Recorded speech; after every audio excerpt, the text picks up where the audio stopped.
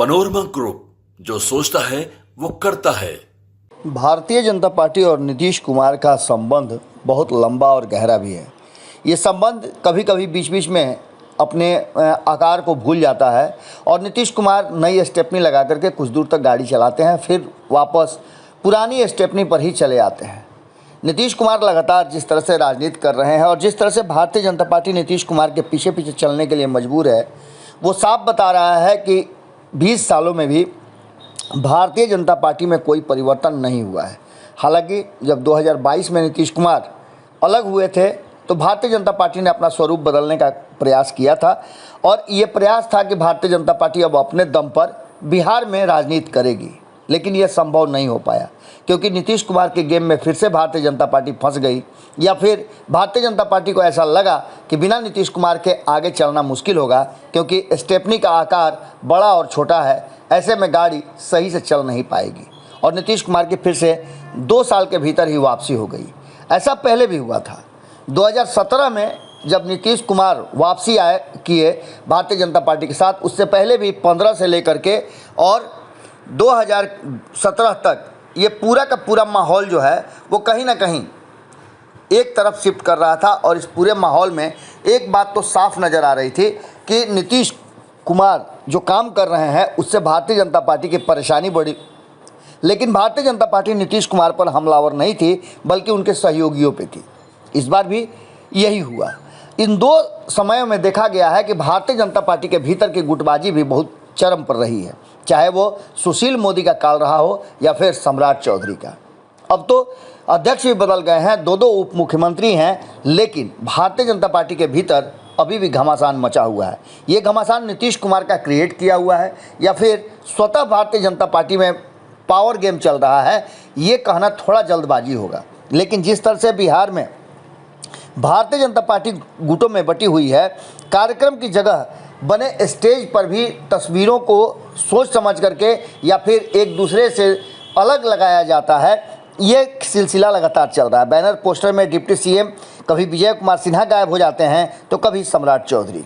ऐसा आपने देखा होगा कि जब जेपी सेतु पर उद्घाटन चल रहा था तो सम्राट चौधरी की तस्वीर उसमें नहीं थी। ये विभाग था विजय कुमार सिन्हा का और विजय कुमार सिन्हा उस कार्यक्रम में मौजूद भी थे, लेकिन अचानक से सम्राट चौधरी वहाँ पहुँच गए और जब सम्राट चौधरी पहुँच गए तो नीतीश कुमार ने आनन फानन में सम्राट चौधरी का पेपर में तो नहीं, लेकिन वहाँ जो पोस्टर लगे थे उसमें अलग से फ़ोटो लगवा करके ये बताया कि कहीं ना कहीं मामला कुछ अंदर ही अंदर चल रहा है। अब इन सारी बातों को लेकर के एक बात और सामने आई है कि लगातार इस तरह की प्रक्रिया हो रही है। ये कोई पहली बार नहीं है।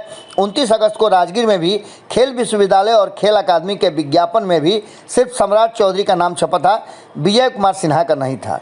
बिहार बीजेपी में नेताओं के बीच गुटबाजी अब सार्वजनिक रूप से सामने देखने को मिली है और बिहार में इसी साल एनडीए सरकार बनने के बाद ये परंपरा की शुरुआत हुई है। बड़े सरकारी आयोजनों में भारतीय जनता पार्टी के दोनों डिप्टी सीएम विजय कुमार चौधरी और सम्राट चौधरी दोनों विशिष्ट अतिथि के तौर पर बुलाया जाता रहा है। सरकारी विज्ञापनों में भी दोनों की डिप्टी सीएम का नाम प्रकाशित होता रहा है, लेकिन जिस तरह से अब आगे हो रहा है, जैसे पटना में IGIMS अस्पताल में जो कार्यक्रम हुआ उसमें जेपी नड्डा और सीएम नीतीश कुमार के साथ दोनों डिप्टी सीएम का विशिष्ट अतिथि थे।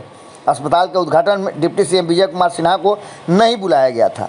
भागलपुर में सुपर स्पेशलिटी अस्पताल के उद्घाटन कार्यक्रम में डिप्टी सीएम विजय कुमार सिन्हा को नहीं बुलाया गया। इस कार्यक्रम को लेकर के सरकार की तरफ से जो विज्ञापन छपवाया गया था उसमें भी विजय कुमार सिन्हा का नाम नहीं था। अब इन सारी परिस्थितियों को लेकर के भीतर ही भीतर ऐसा लग रहा है कि कुछ बात जरूर है। इस कार्यक्रम में बिहार के सिर्फ एक डिप्टी सीएम सम्राट चौधरी का आमंत्रण दिया गया था और उनका नाम सरकारी विज्ञापन और बैनर पोस्टर में छपा था। दिलीप जायसवाल भी नहीं बुलाया गया है भागलपुर के कार्यक्रम में, ये भी बात सामने आई है। दोनों डिप्टी सीएम का अलग अलग खेमा है और इस खेमे की बात अगर करें तो जो सूत्र बता रहे हैं इन दोनों खेमों में आपस में नहीं बनती है, दोनों अपने अपने हिसाब से काम करते हैं। इतना ही नहीं, इस दोनों खेमे के अलावा एक तीसरा खेमा भी है जो पहले से ही चला आ रहा है। सूत्रों के अनुसार जेपी नड्डा के कार्यक्रम में अतिथियों की सूची स्वास्थ्य विभाग ने तैयार की थी और एक खेमा इसमें कहा जाता है कि मंगल पांडे का भी है और वो सुशील मोदी के पुराने लोगों का जमावड़ा है। सूत्रों के अनुसार मंगल पांडे और सम्राट चौधरी में इन दिनों काफ़ी नज़दीकियाँ बढ़ी है। दूसरी तरफ विजय सिन्हा और दिलीप जायसवाल का अलग खेमा हो गया है। इन सारी बातों को लेकर के जो परिस्थितियां सामने आ रही हैं, उसमें बार बार ये कहा जा रहा है कि भारतीय जनता पार्टी के भीतर गुटबाजी है। दो गुटों के अलावा एक तीसरा गुट भी कहीं ना कहीं एक्शन में आ गया है और इसका खामियाजा भारतीय जनता पार्टी को भुगतना पड़ रहा है। नीतीश के पीछे चलती चलती भारतीय जनता पार्टी अचानक से इस गुटबाजी को जिस तरह से आगे हवा दी जा रही है, उससे कहीं ऐसा ना हो कि खेल बिगाड़ दे। अब देखना होगा कि आगे क्या होता है, इस बात में कितना सुधार होता है। लेकिन एक बात तो तय है कि दोनों ही डिप्टी सीएम के बीच जो गुटबाजी चल रही है या जो देखने को मिल रहा है, वो साफ बता रहा है कि भारतीय जनता पार्टी एक बार फिर से अपने पुराने आकार में नहीं, जिसकी चर्चा हो रही थी वो नहीं, बल्कि एक बार फिर से नीतीश कुमार के पीछे पीछे चलने वाली भारतीय जनता पार्टी बनकर रह गई है। जुड़े रहिए भारत लाइव के साथ, खबरों का सिलसिला लगातार जारी रहेगा। बहुत बहुत धन्यवाद। पनोरमा ग्रुप, जो सोचता है वो करता है। अगर ये वीडियो पसंद आई और वह बिहार के राजनीति और बिहारियत से सरोकार रखेनी तो सब्सक्राइब बटन दबा के चैनल के सब्सक्राइब कर ली। ओजे एगो घंटी बा, ओकरा बटन दबा देला से कुल सटीक और मारक खबर रुआ मुफ्त में मिल जाई। अगर रुआ पत्रकारिता के हमनी के नया प्रयोग में सहयोग कर चाहतानी तो ज्वाइन बटन दबा दी। पेटीएम नंबर नोट कर ली 9386816700। धन्यवाद।